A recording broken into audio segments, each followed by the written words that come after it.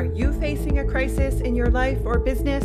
It's time to steer yourself in the right direction through the real experiences, passion, and courage of our guests. We're taking the helm with your host, Lynn McLaughlin. Hello to you, and thanks again for joining us as we take the helm. Today, we're going to become the CEO of our own health with our guest, Margaret Wallace Duffy. I am beyond excited to be talking about health in a proactive way as opposed to a reactive way, which is what we've all been trained to do, haven't we? Margaret's been in business for over 30 years. She is going to introduce us to some new home health monitoring technology that is new and approved by Health Canada so that we can move ourselves into a proactive place. If I knew when I was 20 years old what healthcare challenges I might be having now or later in my life, would I have done things differently? I think so. Margaret's going to take us to a place where we can be proactive. Margaret, we have so much to talk about. I really don't know how we're going to do it in a half an hour. You know what? I'm so excited to be here. And if we can't get it all in, I can come back. That's right. That's fantastic. I want to start by thanking Marilyn Farnworth. She's a previous guest on Taking the Helm. She's also the person I've been going to take yoga in the pool classes with here in Kingsville, Ontario. She's very active and very fit, and she is the one who connected the two of us. So thank you, Marilyn. I know you're listening because you listen to every single episode every time it's published. All right, let's jump into it because Margaret, when you told me your story, story it's not even the right word. Journey is not right the word. I don't know what we're going to find it here, but when you told your story of illness from childhood all the way through into your adult years, we got to go back to that time so everybody can understand why you're doing the proactive things and becoming the CEO of your own health today. Sharing my story is something I'm very passionate about. It really was a gift. I didn't know it at the time. But it really was the foundation that set my career going from a very young age. So, as a very young girl, I was a competitive gymnast. I have amazing parents. I'm an only child. And I went for years undiagnosed, in and out of hospitals with severe abdominal pain, distension in my belly. And I was labeled everything from a drug-seeking teen to a hypersensitive only child to a competitive athlete with a nervous stomach. And thank heavens for incredible parents like I had. They continued to advocate for me because they knew it wasn't in my head. They knew there was something wrong. But here's the thing, Lynn, I didn't look like my story. I didn't look like the picture that I was projecting or saying that I had. And that's because my disease was internal and it was severe. And it wasn't until university, 3 years in a row, that I ended up in hospital. I mean, I was in hospital more than out for a good part of my teen years and even into my mid-20s until I finally said, I'm not leaving this hospital until you find out what's wrong with me. So there's something wrong. When I was diagnosed with very severe endometriosis, where there were lesions on my bowel, there was a lesion on my lung that caused a lung collapse. I've had 4 bowel obstructions as a result of this, 10 surgeries. When I finally got married and was hoping to get pregnant, it's a major cause of infertility. I had many surgeries before I could have my first child. Hormonally, I've been through a lot. And what I knew from this really difficult journey, and since then, even since after a diagnosis, I went through menopause at the age of 39. I had a fecal transplant. Yeah, a poop transplant, because I had C. difficile, a hospital-borne infection that almost killed me. Yet I had a poop transplant to save my life. Here's what I know from my journey and why I'm so passionate about preventative and integrative health. And that's this. If it wasn't for conventional medicine, I wouldn't be speaking to you. I'm a science geek. I needed to have surgery when I needed it. But equally and as profoundly true, if it wasn't for complementary medicine, notice I didn't say alternative medicine because I don't. Yes. Well, let's talk about that in a minute. Yep. Yes. If it wasn't for complementary medicine, I wouldn't be speaking to you either. And so it sparked a spark in my belly, a fuel that fired me up to want to bring an integrative preventative health clinic to the world long before the world was ready for it. Because 30 years ago, as a massage therapist, massage therapy wasn't even in the consciousness of most people. I mean, I wouldn't hang my postgraduate diploma, my undergrads in kinesiology, because it said masseuse. I didn't see myself as a masseuse. I saw myself as a preventative health practitioner that was going to change the health and well-being physically and emotionally of the people I had the honor of treating. I've earned that respect over the course of the last 30 years, and I've built, and I'm sure we'll talk about that, Wallace for Wellness, an award-winning integrative health clinic. But it came from my story, which I feel has given me the experience, the skills, and the ability to be able to educate and empower people to get into the driver's seat of their health and become the CEO of it.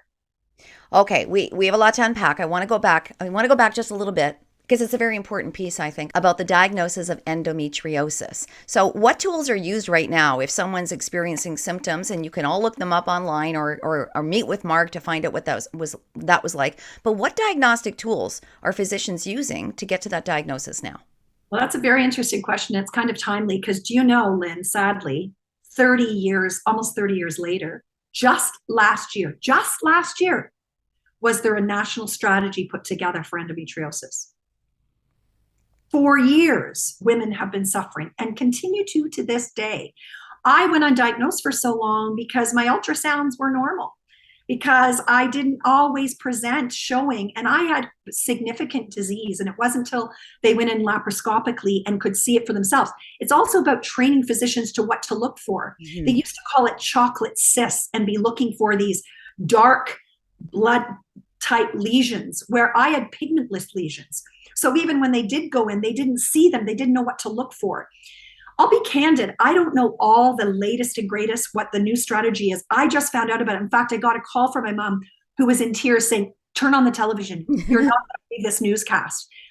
Tears streaming down both of our faces as we watched the television. And I feel like I had some part in that because I've been an advocate for years, not just in endometriosis, but in preventative medicine and empowering people to be accountable for their health and to be listened to. They have more technology now, ultrasounds, laparoscopics, therapeutics, the importance of nutrition and diet, the importance of exercise, the importance of mental health and how that connects to chronic pain that I was experiencing. I pushed myself, Lynn, as a young girl, an ambitious girl, an athlete. I was told everything was in my head. So I pushed, which made me sicker. Sure did. Right now, if we're listening and we're empowering people with a whole toolbox of tools, whether it's endometriosis or any other chronic disease, we have more knowledge now to support people to prevent disease from progressing, to manage disease when it's here, and even to cope with disease when you have it so you can feel the best you can. That's what I love about what I do. Whether you're going through cancer, whether you've had a brain tumor, whether you're having mental health issues, even when we're sick, we deserve to live as well as we can by being supported by all kinds of measures that support our mental, physical, emotional, spiritual well-being. All right. So the second thing I wanted to unpack from your introduction, because we're just going to keep going on, is the advocacy piece. When you were in the hospital and said, I am not leaving. I hate to say it, and I don't want to put any more pressure on medical practitioners right now or emergency rooms. There's a big push in Ontario and in many municipalities to have nurse practitioner clinics more expanded, which takes away some of that pressure. But we're still in a responsive reactive state, right? We are getting our tests, when we get those letters from the Ministry of Health saying it's time for your pap smear, it's time for your mammogram, it's time for your colonoscopy. But what we're trying to do, Marg, and I'm so thrilled about this, is how do we find out about these possible diagnoses much, much, much sooner in our lives, right? How do I find out that maybe I was predisposed to a brain tumor? I don't know, I'm going off on a tangent, but it is about stepping it back. If you could have found out when you were 10 years old that you had endometriosis, and then maybe that would be a little bit young in most people's eyes, think about the trajectory of your life that you could have changed. It's a very big point, and this is a very big discussion, and it's sure not. And I'm passionate about this. I could talk, and I talk to everyday people about this. I talked to a radiologist about this week in a program that I'm offering right now on bone health. I'll talk to anybody who will listen, but here's the biggest challenge. And the onus is on us, which is why I use the word or the phrase, become the CEO of your health. Yes. We have lived in this pill for an ill, wait till it's broken, responsive sick care system for so long, where everyday people like you and I, are disempowered because we wait passively until something is broken or till that diagnosis happens before we take action and take accountability. You're going to hear it from me because we've been taught to be passive and go to our doctor and say, fix me, doc. I've got many friends that are doctors, that are specialists, that I have tremendous respect for. They're important. But so are we. And so are we responsible for listening to our bodies, for articulating. But here's the problem. Because we've had a system that doesn't empower people and teach people to listen, to honor that, and to find a way to communicate and work better together with their healthcare team. Because at the end of the day, you're the most important person on your team, your healthcare team is you, because it's happening to you. But our system has not been set up to encourage that. We don't invest in preventative medicine. We invest in reactive medicine.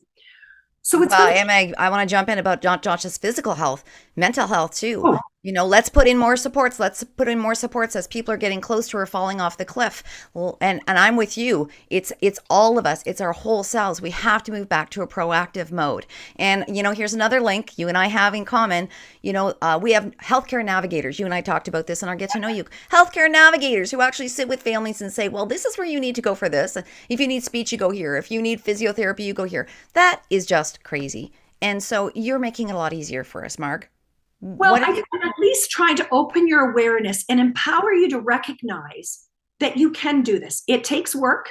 There's going to be a lot of headbutting moments, but find your voice, break down some of the silos, find your integrative health team that wants to support you in moving your health and well-being forward and your family's health and well-being forward. And take some responsibility and recognize that it takes some work, that what we eat matters, if we move matters, what we think matters.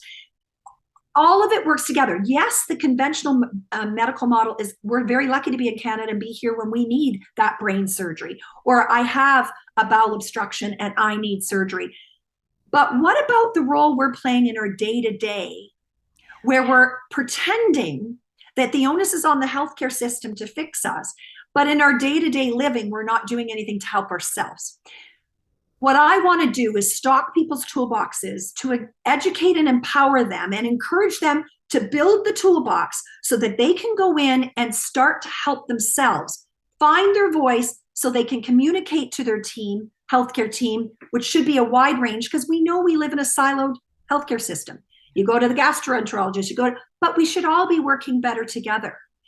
It starts, however, with the everyday person pushing up. We can't wait for the system to completely change and push it downwards. If we're waiting for that to happen, it's going to be a very long time. Have I seen tremendous change in 30 years of my practice? You bet I have. My clinic was 80% doctor referral. I'm partnering with radiologists and other specialists to bring preventative health modalities, education to the masses. That's what this next phase of my career is about. When I closed Wallace for Wellness in April of this year, I had a big dream to bring this legacy project so that I could change the way Canadians think about healthcare. It starts with us, and don't underestimate what each individual person can do, because it spreads to their families, to their communities. Oh, yeah.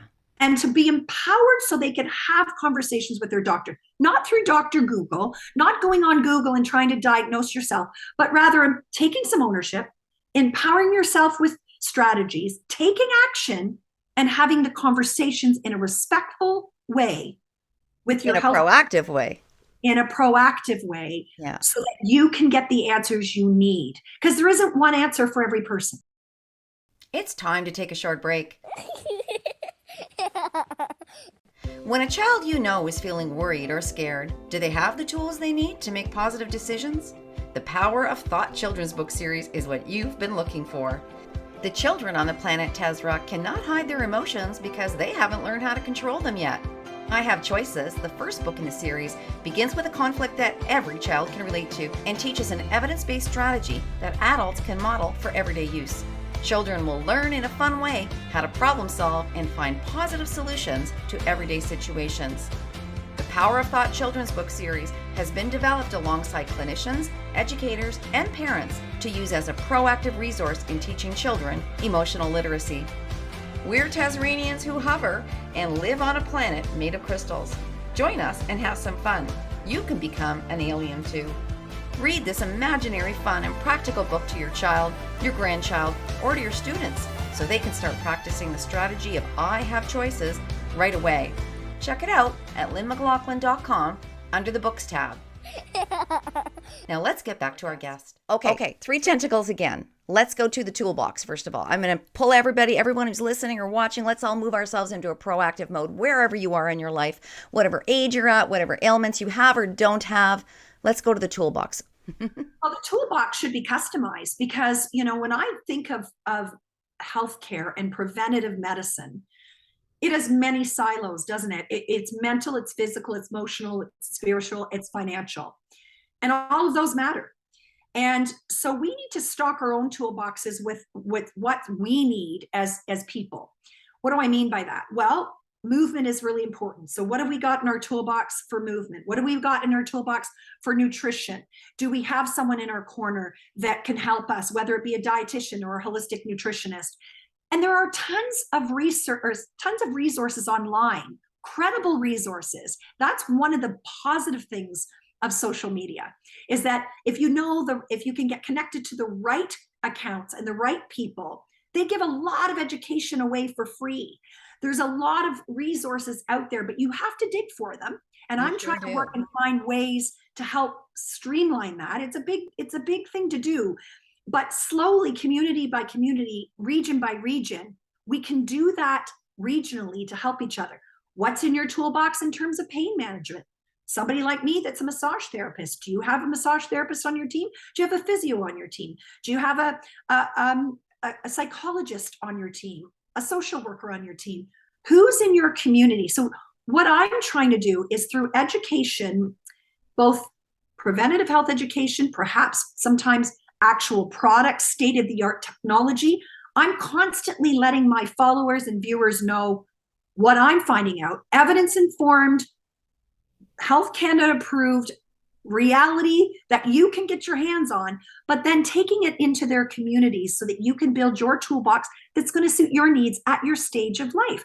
Because I got to tell you, Lynn, and I'm sure you'll agree, what I had and needed in my toolbox when I was a 25-year-old woman versus what I need now at 55, completely different. Two very different things. Okay, so we talk about mobility, we talk about nutrition. Let's go to the mobile part. You have just had something very, very exciting happen in the last week, a mobile unit that can change the trajectory for our bone health. Oh my gosh, I am so honored and beyond excited. I'm still vibrating from this inaugural preventative scan clinic we have. Isn't it wonderful then what you're doing just invigorates you and gives you more energy and more drive? Every time. You're absolutely right. Just like, anticipating this podcast today, I get really excited because it's another opportunity to connect, to educate and empower. And that's my mission. I feel blessed. So I was approached by an incredible team of professionals, one who happens to be it's a funny story, happens to be an ultrasound technician. Her name is Megan Burmester, and her partner are co-founders of Sono Health, Inc. They have brought a technology from Italy to Canada that is going to be a game changer when it comes to bone health and bone health prevention in terms of prevention of osteopenia and osteoporosis. The current standard is DEXA, a bone scan that's done to test the bone architecture and to let you know if you're osteopenic or osteoporosis. Here's the problem, Lynn. I'm going to guess. You don't get access to it until you're a certain age. And doesn't it involve radiation? It involves radiation. And you're absolutely right. Yeah. Either you don't get access to your 65 or have high risk. But here's the problem. We lose bone mass from peak bone mass happens at about 25. And then it starts to decline for all kinds of reasons. Hormonally, after giving birth, perimenopause and menopause, many medications that people are on that they don't even realize are having an impact on their bone health. So we know that it starts to decline after 25, but we can't qualify for a bone scan until we're in our 50s or 60s, unless, of course, are you ready for this? You have a fracture. Yes. So you have a fracture like the patient I had 2 weeks ago at 58 who fell and fractured her wrist. And guess what? Then they did a DEXA. Well, here's the problem. She now found out she's osteoporotic. But what if we had technology that doesn't have radiation, that we could put you into the driver's seat of your health proactively so you could find out your bone health and have knowledge so that you could put a treatment plan into place with nutrition, with supplements, with exercise, and with medication if needed. Because here's what we know about osteoporosis and osteoporotic fractures, especially in the aging population. But once you have the fracture, it dramatically impedes and impacts quality of life, independence, and even mortality. Don't we want to find out that we might be osteopenic or osteoporotic and do things to prevent us from worsening? Or do we want to wait till we have the fracture? Do we want our mother that's in a senior's home to fall and break her hip and find out only then? Or do we want to have the knowledge so we can empower ourselves to make a difference?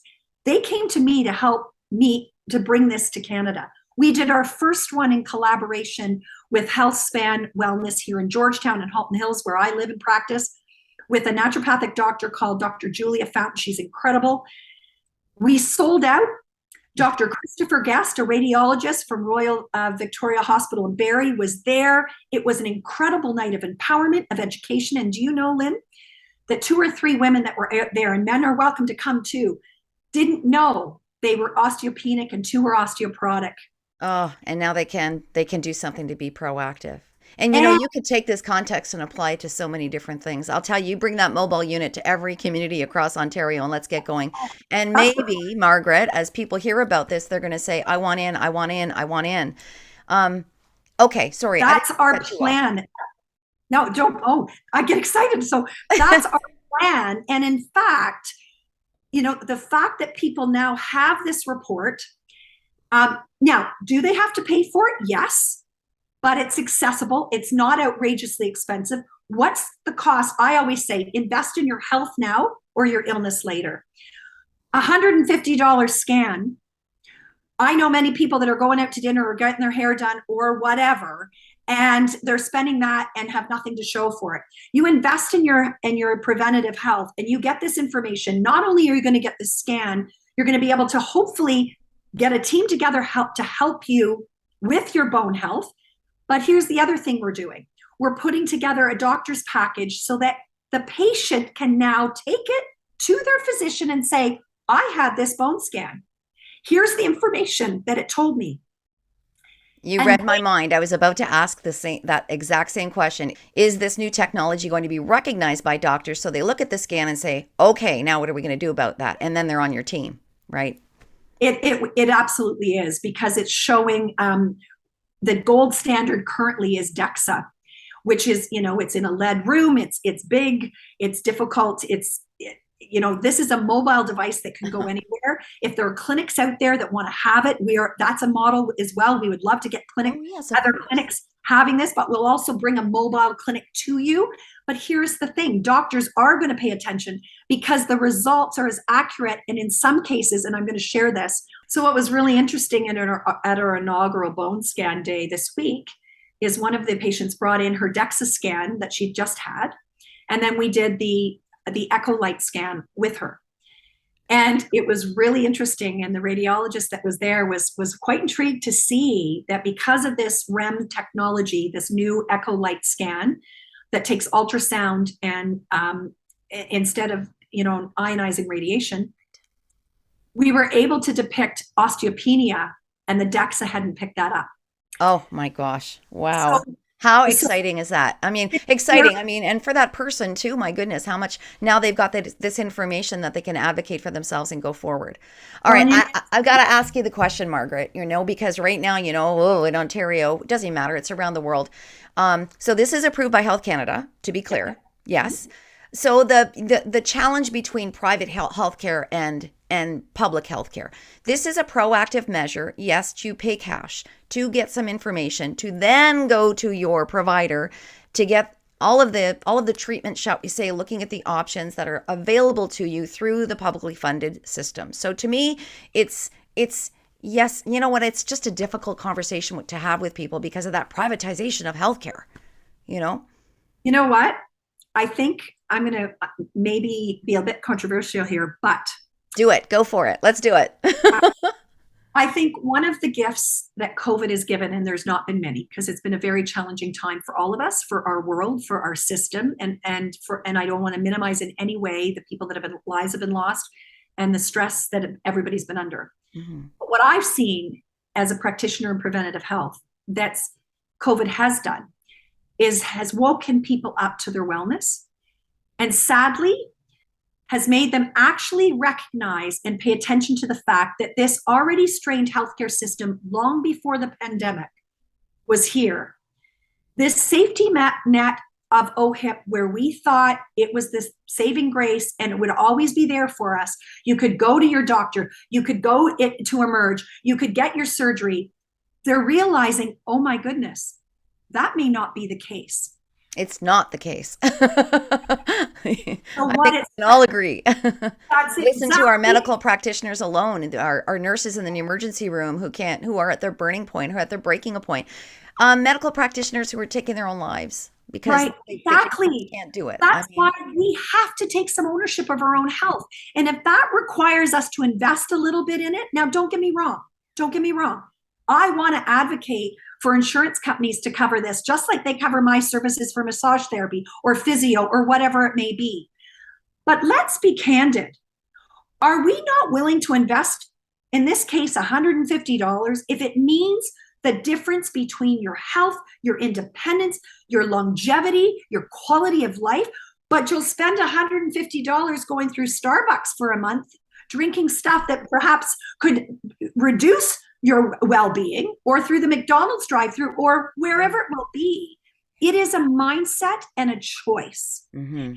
And I think the hard work has to happen. And when I said a gift from COVID, people are waking up and changing their mindset, recognizing, oh, wait a minute, I need to be more accountable. And I feel for people because our system has taught them to be passive and they don't know where to start, which is why I'm so excited and passionate about this next phase of my career in advocating and educating and empowering everyday people to get in their driver's seat of their health. And yes, sometimes you may need to invest. I'm going to continue to advocate with people like you and others in our system so we can help our system be healthier, help ourselves be healthier, and as a result, be better together. And it's long overdue. I think COVID just highlighted how bad it was. Oh, and I think our youth are pushing back and saying, no, I'm not working 80-hour weeks anymore. And if you don't figure it out, guess what? You don't have enough employees. And how many help wanted signs do you see around? I'm totally with you, Margaret. You know that. That's why we're here together. I can afford the $160 to have this bone scan done. I can drive to wherever there's going to be a clinic if I really, really feel this way. Is there some type of a subsidy that's available for people who are stealing from Peter to pay Paul, was an expression my mother used to use. What's available? Because that's the equity piece, right? When we talk about the private and the public. So this is brand new. Like, we just had our first inaugural clinic. Rome wasn't built in a day, as they say. Yeah. I remember when I started 30 years ago, massage therapy, I wouldn't, like I said, hang my diploma because it said masseuse. And there was no coverage for massage therapy. We've come a long way. Sure have. Still a lot more to go. So as of right now, subsidies, no. Certainly, could it be a write-off on your taxes? Absolutely. Am I going to advocate strongly for getting some insurance cover? Yes. Currently, I'm not aware of anything. You'll be the first to know if stuff like that comes down the pipe. I recognize, and my heart bleeds because I do understand that the $150 is a lot of money. Mm-hmm. I'm not saying it's trivial, without a doubt. That being said, sometimes, even if someone has to wait to save up some money and put $5 aside, we spend money. And this is coming from a place of love and support and advocacy. And I know people are struggling to put food on the table. So I'm not minimizing that at all.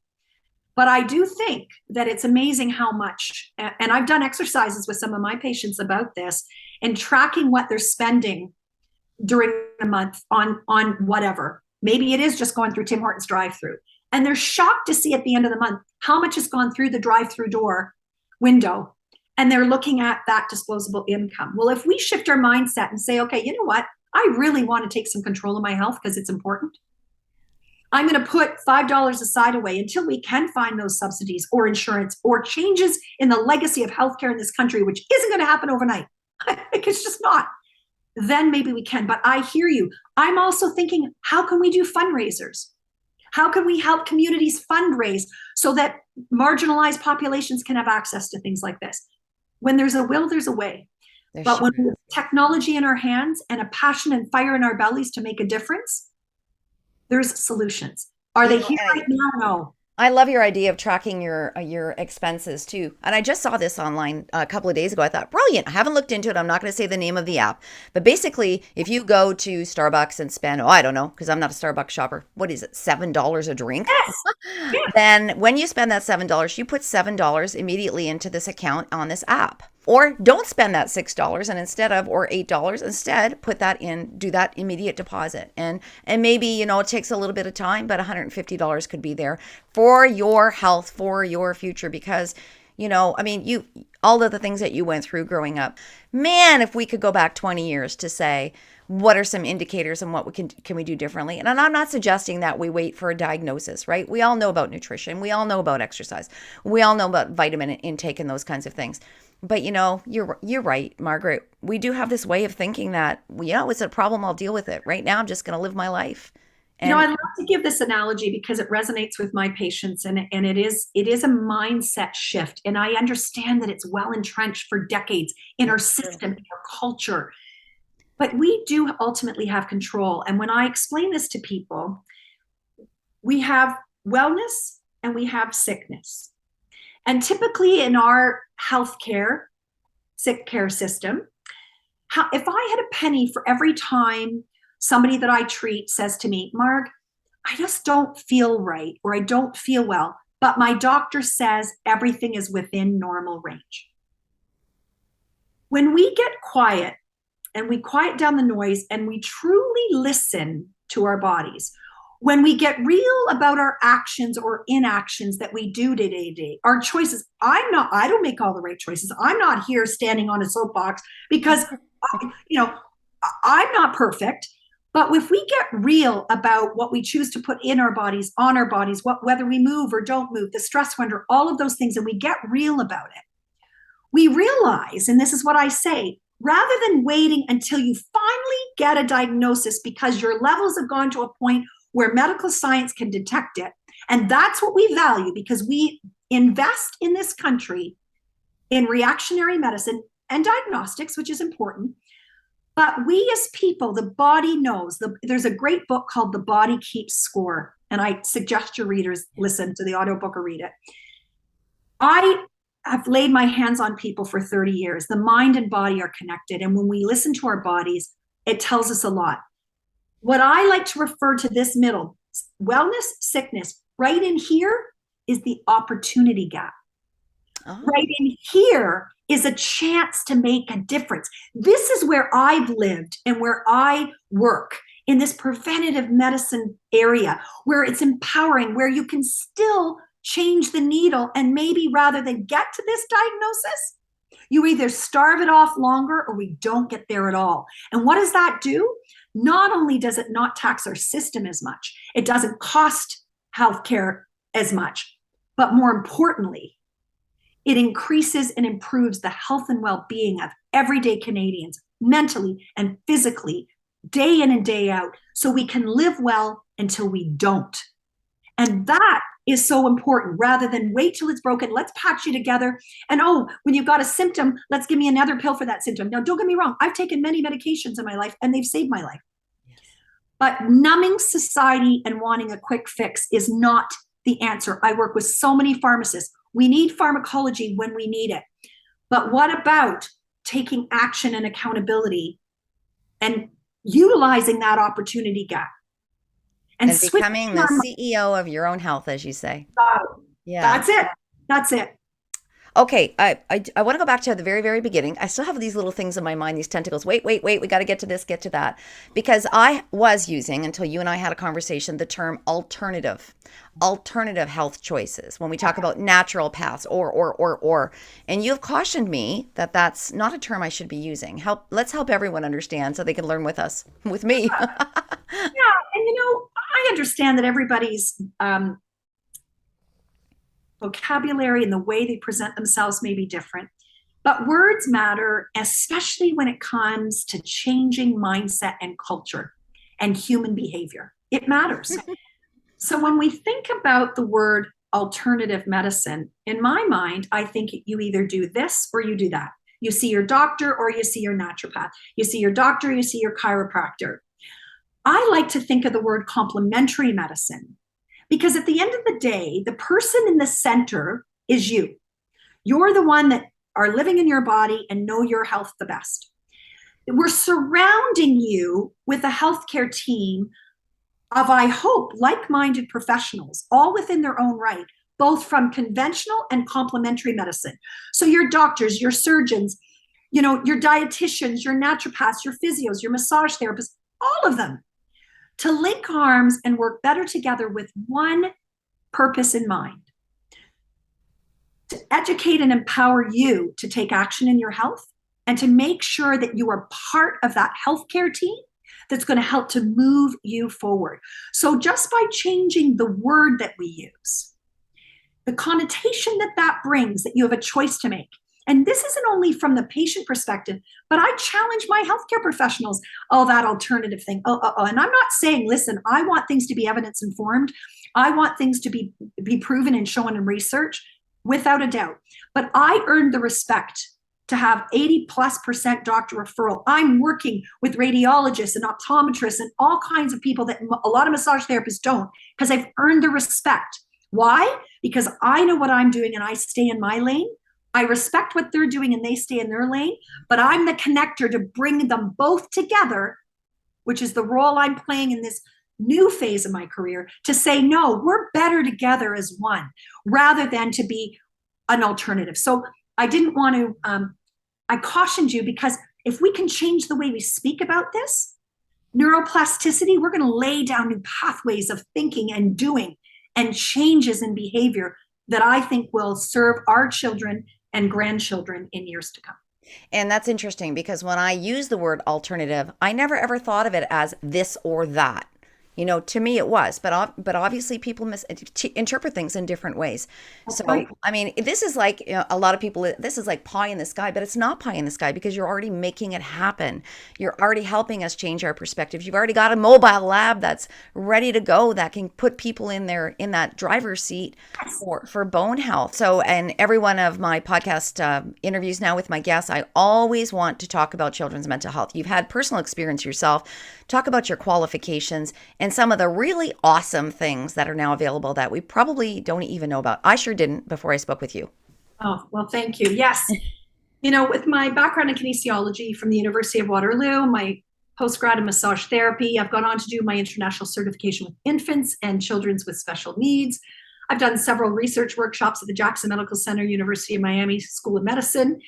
And I even did my professional designation as a consultant in aging, because that's who I treat every age and stage of life. And it excites me to really be able to give a practical hands-on approach to stocking your toolbox. So whether I'm speaking at a workplace wellness event, whether I'm speaking at a senior's home or in a community or on a podcast, I literally have a toolbox, because what better way to engage people and to make them feel like they can practically do something than to pull it out into a toolbox and pull it out to say, hey, listen, if you're willing to fix your car, fix your home, fix everything in your life, why don't you have a preventative health toolbox? Now, depending on what we're talking about or the population that I'm speaking with, I'll put different things in my toolbox or your toolbox. But some consistent things that I talk about when we're talking about children's mental health, it's something I'm crazy passionate about. As a massage therapist, I have seen more in the past 2 to 3 years with depression, anxiety, and panic in children than I care to admit. And the laying on of hands is such a powerful healing way. And, the one thing that the pandemic taught us is that we are frontline healthcare professionals as massage therapists because touch is powerful. When a global pandemic said we couldn't connect, we couldn't touch one another, the failure to thrive for all human beings was rooted in our inability to have connection. That's what I do for a living. I lay hands on. I see that in children. All right, Margaret, let's go from children to seniors. And I don't think my aunt would mind me using her as an example. 85 years old, I think my aunt is now. And oh my gosh, she's broken so many bones in her body and recently 8 ribs. I don't know. I would like to think that there's something else that's available to her right now that can get her through. I don't know how long it takes ribs to heal, but I can imagine it's a very long time due to her age as well. It's probably going to be longer. Yeah. Oh, I'm so sorry to hear about that. And this is something I hear and see in my practice and also in my life. My father, rest his soul, broke his femur at 84, his arm just months before he died, and ribs as well as compression fractures. And that's, one of the reasons why we're so passionate about this new echo light scan and why the radiologist, Dr. Christopher Guest, was so excited about it, because he's the guy that's seeing these fractures in the hospital and watching the suffering that's happening. And when seniors are living in retirement homes or long-term care, if we know that someone is osteoporotic, and in terms of this echo light scan, what's incredible about it, not only does it give us a score and tell us about the bone architecture, but it gives a fragility risk score for a osteoporotic fracture within the next 5 years. Why should we care about that? Well, it's critical, because if we understand, say you work in a long-term care facility or in a retirement home, if you know that Mrs. Smith has a high risk of a fracture, an osteoporotic fracture in the next 5 years, well, we might approach her care day to day. Maybe she's not showering by herself. Maybe we're going to make decisions differently because we know that she's at a high risk of a fracture that could drastically change her life, her health, and even her lifespan. Yes. By knowing in advance. And then things like, I think immediately of your aunt and my dad, this microcurrent point stimulation device for pain and helping to heal, something caught, helping to heal bone and reduce pain and inflammation is so important, and it's natural, and it's not going to have often side effects, which is so important. So even though they may be medicated, there are other things like the microcurrent point stimulation therapy device and preventative things like the scan that we should know in our toolbox. And that's what excites me about what we're doing. Are there any cautions for people who should not use that device for whatever reason? Somebody with a pacemaker. Okay. Unless doctor permission, because there are cases where you can. And I would always say, talk to your healthcare professional that sent this or that has educated you about this and have that support. I have people at all ages and stages using the Dolphin device. It's unbelievable, but connect with somebody like me so I can educate you and help you navigate the waters and find the best solution for you. But I always want to have different things in my toolbox. And I'm excited to pull a couple things out today, because this particular device, Health Canada approved, FDA approved. I've been using this device for going on 7 or 8 years. I've been involved in some research behind it. Okay, so as you're explaining it, Margaret, remember that the large majority of our audience are listening and not viewing. So okay. You're just going to have to be very articulate. I'm just going to say, I'm going to show it and then I put it down because I can explain it. Okay. So this little device that kind of looks like a television converter is a remarkable device that I've seen jaw-dropping results in a wide range of populations. So what is it? This takes the principles of needleless acupuncture, so doesn't pierce the skin, needleless acupuncture, and combines it with microcurrent. Now, not current like you would see in a TENS machine, which is alternating current. This device has direct current, which mimics the current in our body. Why should we care?